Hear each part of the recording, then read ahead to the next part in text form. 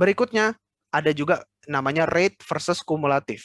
Ini gampang, kalian bisa lakukan dengan Excel. Dalam hal ini saya lakukan dengan OFM ya, salah satu software. Rate versus cumulative oil production, ini udah gampang. Di mana ada trend linear, kita tarik, kita forecast di sini. Ya, ini zona forecasting saya dan saya dapatkan EUR sampai sekitar 90.000 MBO. Dan di sini gentle slope, slope yang landai itu kita suka karena akan memberikan higher recovery factor. Tapi kalau slope-nya terjal, steep slope, kita akan dapatkan low recovery factor. Dan itu kelihatan di sini. Ya, ini gentle slope, cukup landai slope-nya. Ada periode sebelumnya lebih terjal nih. Jadi kalau yang terjadi adalah daerah yang ini, saya paling cuma dapatkan 70.000 MBO. Tapi mungkin ada treatment yang dilakukan sehingga jadi lebih landai. Dan akhirnya produksi saya jadi lebih lama dan lebih banyak. Jadi 90 ribuan. Kalau yang terjadi adalah di sini, itu 70.000. Atau yang di sini, itu lebih rendah lagi. Hanya 60.000 something. Makanya ketika kita dapatkan kejadian seperti ini yang dia udah hampir habis, terjal, kita harus lakukan something. Mungkin kita lakukan workover, mungkin kita lakukan stimulasi, atau mungkin kita lakukan drilling, supaya kurva melandai. Nah, ini mirip-mirip COVID nih. Kalau COVID kan kurvanya naik, kita harus lakukan something supaya kurva melandai nih. Nah, ini juga sama. Ini dia udah terjal nih. Oil udah mau habis nih istilahnya ya. Wah, we have to do something. Drilling kah? Water flood kah? EOR kah? Workover kah? Yang penting kurva melandai, menjadi yang hijau. Dan dalam hal ini dia lebih good news nih. Karena dia akhirnya bisa mendapatkan profile yang melandai. Seperti itu ceritanya dan ini analisis real yang harus kalian lakukan ketika nanti bekerja sebagai engineer.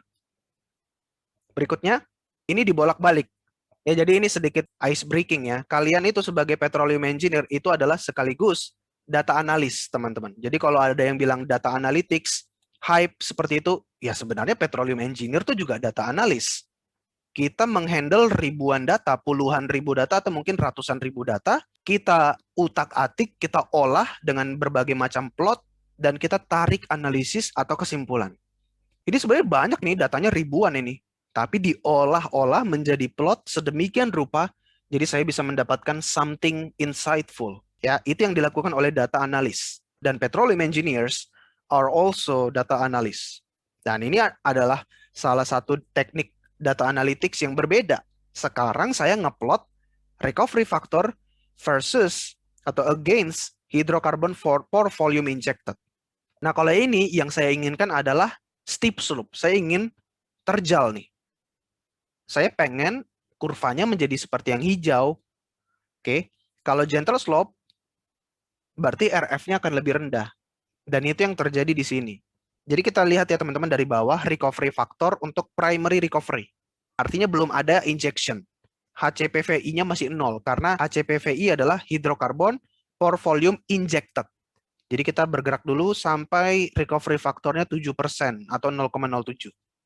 Baru dia mulai injection, RF naik, awalnya bagus nih.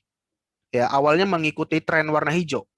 Kalau kita forecasting terus, kita mendapatkan 15% recovery factor hanya dengan injeksi 0,2-an HCPVI. Tapi kalau kayak gini kelihatan, dia makin lama mulai melandai nih. Mulai melandai. Ya, di titik ini dia melandai. Dan jadinya seperti ini trennya jadi yang merah. Efisiensinya lebih rendah. Artinya, untuk mendapatkan recovery factor yang sama-sama 15%, saya butuh injek lebih banyak. Saya butuh injek sampai 0,3-an. Dan HCPVI itu gede banget, teman-teman. Jadi kalau 0,3 HCPVI, itu berarti ya 0,3 kali volume reservoir. Kan gede banget. Artinya water yang saya harus injek banyak banget. Dan pasti jadi lebih mahal operationnya. Kalau efisiensi saya bagus, saya ngikuti yang tren warna hijau. Saya hanya butuh injeksi 0,2. Nah, ini salah satu diagnostic plot yang harus kita buat, kita analisis untuk menganalisa performa atau health atau kesehatan dari water flood kita.